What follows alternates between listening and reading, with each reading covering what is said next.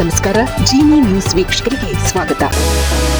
ದೆಹಲಿ ಹಾಗೂ ಮೀರತ್ ನಡುವಿನ ಪ್ರಾದೇಶಿಕ ಕ್ಷಿಪ್ರ ಸಾರಿಗೆ ವ್ಯವಸ್ಥೆಯಾದ ನಮೋ ಭಾರತ್ ರೈಲು ಕಾರಿಡಾರ್ ಪೂರ್ಣ ಪ್ರಮಾಣದಲ್ಲಿ ಕಾರ್ಯಾರಂಭ ಮಾಡಿದ ಮೊದಲ ದಿನವೇ ಅಭೂತಪೂರ್ವ ಯಶಸ್ಸು ಕಂಡಿದೆ. ದೆಹಲಿಯ ಸರಾಯ್ ಕಾಲೆ ಖಾನ್ನಿಂದ ಮೀರತ್ ದಕ್ಷಿಣದವರೆಗಿನ ಇಡೀ ಕಾರಿಡಾರ್ ಸಾರ್ವಜನಿಕ ಸಂಚಾರಕ್ಕೆ ಮುಕ್ತವಾದ ಮೊದಲ ದಿನವೇ ಸುಮಾರು 1 ಲಕ್ಷಕ್ಕೂ ಹೆಚ್ಚು ಪ್ರಯಾಣಿಕರು ಈ ರೈಲಿನಲ್ಲಿ ಸಂಚರಿಸುವ ಮೂಲಕ ದಾಖಲೆ ನಿರ್ಮಿಸಿದ್ದಾರೆ. ಈ ಕಾರಿಡಾರ್ ಯೋಜನೆ ಆರಂಭವಾದ ನಂತರ ದೆಹಲಿಯಿಂದ ಮೀರತ್ ನಡುವಿನ ಪ್ರಯಾಣದ ಸಮಯ ಗಣನೀಯವಾಗಿ ಇಳಿಕೆಯಾಗಿದೆ.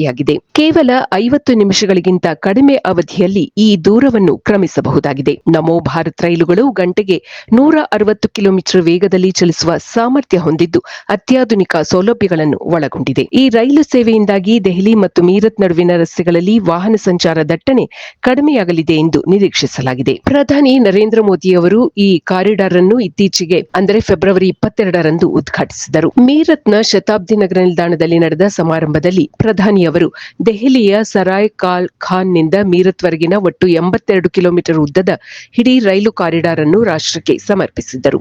ಉದ್ಘಾಟನೆಯ ನಂತರ ಪ್ರಧಾನಿ ಮೋದಿ ಅವರು ಉತ್ತರ ಪ್ರದೇಶದ ಮುಖ್ಯಮಂತ್ರಿ ಯೋಗಿ ಆದಿತ್ಯನಾಥ್ ಅವರೊಂದಿಗೆ ಶತಾಬ್ದಿ ನಗರದಿಂದ ಮೀರತ್ ದಕ್ಷಿಣ ನಿಲ್ದಾಣದವರೆಗೆ ರೈಲಿನಲ್ಲಿ ಪ್ರಯಾಣಿಸಿದ್ದರು. ಈ ರೈಲು ಸಂಚಾರ ಆರಂಭವಾದ ಮೊದಲ ಪೂರ್ಣ ದಿನವೇ ಅಂದರೆ ಫೆಬ್ರವರಿ 23ರಂದು 1 ಲಕ್ಷಕ್ಕೂ ಹೆಚ್ಚು ಜನರು ಸಂಚರಿಸುವ ಮೂಲಕ ಭರ್ಜರಿ ಪ್ರತಿಕ್ರಿಯೆ ವ್ಯಕ್ತವಾಗಿದೆ. ಇದೇ ಸಂದರ್ಭದಲ್ಲಿ ದೇಶದ ಅತ್ಯಂತ ವೇಗದ ಮೆಟ್ರೋ ಎಂದು ಕರೆಯಲಾಗುವ ಮೀರತ್ ಮೆಟ್ರೋ ಸೇವೆಗೂ ಪ್ರಧಾನಿ ಅವರು ಚಾಲನೆ ನೀಡಿದ್ದರು. ಇದು ಈ ದಿನದ ನಿರಂತರ ಸುದ್ದಿಗಳಿಗಾಗಿ ವೀಕ್ಷಿಸುತ್ತಿರಿ ಜೀನಿ ನ್ಯೂಸ್. ನಮಸ್ಕಾರ.